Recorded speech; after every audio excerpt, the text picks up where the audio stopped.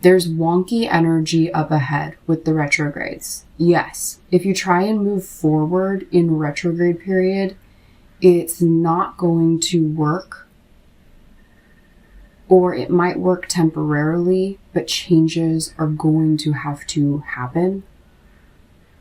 The way that you can move forward smoothly in a retrograde is by going back.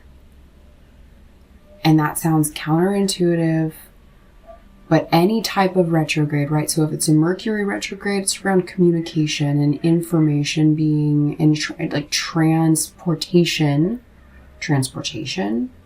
So your car, travel, transportation of information. So like mail, things getting lost in the mail or taking way longer or super long lines at the post office. I don't know. That's just an example. In communication, there can be a lot of misunderstandings during a Mercury retrograde. If you're just like doing your normal kind of forward movement, like routine, this is what I do, that's where these blocks and this is where the energy gets wonky. And that's why people hate Mercury retrograde or have all this like bleh around it.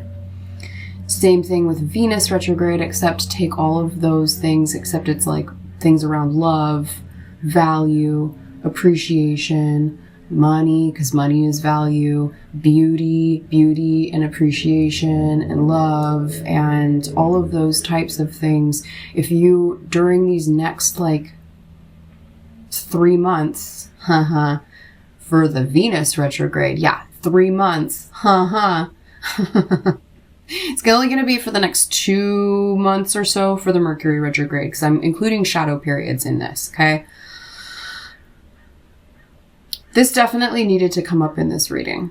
I really hope that this is helping. So if you try to move forward in those areas, communication, information, transportation of things, including yourself or other things, love, beauty, value, appreciation,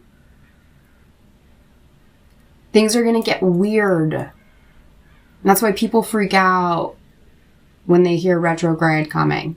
Here's how to work with it. You have to go back to move forward smoothly. And this is what I mean. Whenever things are in retrograde, they're literally, it's an optical illusion. It's not like the planets are literally going, oh, we're moving backwards in the sky now. No, it's from our viewpoint on Earth, they appear to be moving backwards. Think of it this way. When you're in the back seat of a car and you're like a passenger in a car and someone else is driving, okay? You're in the back seat. You're on the freeway. You know that the car is moving forward. You never reverse on the freeway, hopefully.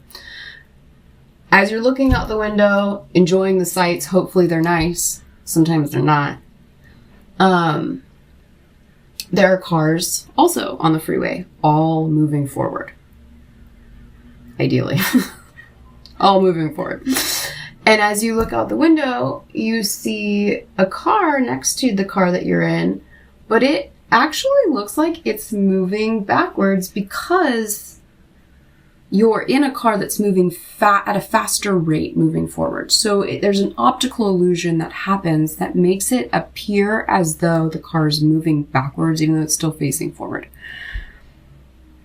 So that's what's happening when we're looking at the sky during a retrograde period. It appears as though the planet is moving backward, but it's moving either at a slower rate in its orbit or, oh God, that's way too much science for right now. I don't even know all that. I would need to really study all that. Ugh. So here is the trick. During a retrograde, focus on verbs, actions that you can take, verbs, and words that start literally with the letters R-E, if you're in English, although I'm pretty sure this is applicable in Spanish for the most part too. My brain has not translated that yet or gone into that depth either. More studying I need to do. So, review, rethink, reorganize things, reconnect with people that you haven't talked to in a long time. Oh my God, one of my favorite parts about Mercury retrograde is like all of a sudden you start hearing from like all of these people that are like friends and family that you haven't caught up with in a while. It's crazy. You might also hear from exes too, like just checking in on you, how you doing, whether they're trying to like get back together or not. Often they're not. They're just, maybe you still have a good relationship. It's crazy how often I hear from exes during a retrograde period. Rest, read, rejuvenate, reorganize things. I know I said that one already. Reconcile, re-examine. This is an opportunity whenever there's a retrograde period that you're able to go back to tie up loose ends or to finish things that weren't finished, or that even if you did them in the past and maybe they didn't work out the way that you wanted to in the past. Maybe if something fell through, or it ended poorly, or it just kind of was forgotten about. If you have any of those types of things in your past, which we all do, we all have things that didn't work out at some point, and we just like left it there. Or we just kind of like left it unfinished. Or it ended badly. Or there's an idea you had for a business and you've already put all this time and effort into it and it didn't work. But you know it's such a good concept and it could work still.